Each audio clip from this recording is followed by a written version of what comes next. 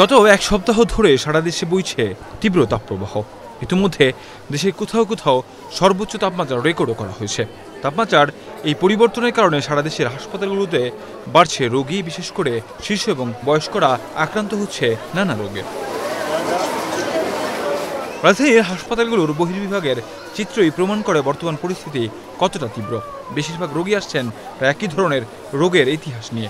বাচ্চার শরীর অসুস্থ হয়ে পড়েছে, খেতে চাচ্ছে না, ডিহাইড্রেট হচ্ছে, পাতলা পায়খানা আর সাথে জ্বর। বেশি সম্ভব এইটার জন্যই, কারণ 1 মাসও 3 বার আমি ঈদের সময় বাড়িতে গিয়েছিলাম। বাড়িতে যাবার পর থেকেই এই সমস্যা। কিছুদিন যাবত জ্বর, তারপর হচ্ছে বমি বমি ভাব, খাচ্ছে না কিছু। স্কিন ডাক্তার দেখাতে আসছি, গরমের কারণে এগুলো প্রবলেম দেখা দিচ্ছে। চিকিৎসকরা বলছেন পেটের পীড়া, ঠান্ডা, জ্বর, কাশি, সর্দি, ডায়রিয়া, নিউমোনিয়া, পানির শূন্যতা, সহ নানা রোগে আক্রান্ত হচ্ছে শিশুরা। বাড়ছে হিট স্ট্রোকের রোগীও, ফলে কিছুটা হিমশিম খেতে হচ্ছে তাদের।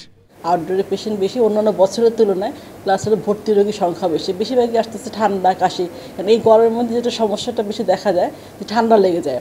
কারণ প্রচুর পরিমাণে বাইরে গরম, ঘেমে যাচ্ছে, ঘেমে বাসায় এসে ঠান্ডা পানিটা খাচ্ছে বা ঘামটা মুছে ফেলে না, সাথে সাথে গোসল করছে। সব কিছু মিলে ঠান্ডা, কাশি, নিউমোনিয়া এটা কিন্তু অনেক বেশি হচ্ছে। যেহেতু প্রচণ্ড গরমে তারা ঘামেও বেশি। গত 24 ঘন্টায় যদি বলি, আমরা প্রায় 250 জনের মতো আমরা জ্বর, ঠান্ডা, কাশি, নিউমোনিয়া রোগীগুলোকে আমরা বহির্বিভাগে চিকিৎসা দেওয়া হয়েছে। আর এর মধ্যে হচ্ছে 24 ঘন্টায় শুধু নিউমোনিয়া নিয়ে, মানে যেগুলো সাধারণত একটু জটিল থাকে, যাদেরকে হচ্ছে হসপিটালে ইঞ্জেকশন দিতে হয়, স্যালাইন দিতে হয়, তাদের ভর্তি করা হয়, অক্সিজেন দিতে হয়। তবে স্বাস্থ্য মন্ত্রণালয়ের নির্দেশনার পর হাসপাতালগুলো বিশেষভাবে তৈরি রয়েছে বলে জানান তিনি।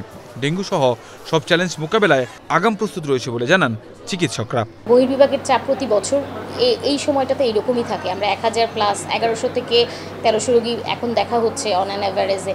যেটা হচ্ছে শীতকালে একটু সেটা হচ্ছে কম থাকে, যেমন সেটা বিলো 1000-এ দেখি যে এই হ্রাসটা এখন 200 থেকে 300 রোগীর হ্রাসটা এটা গরমের জন্য বেড়েছে।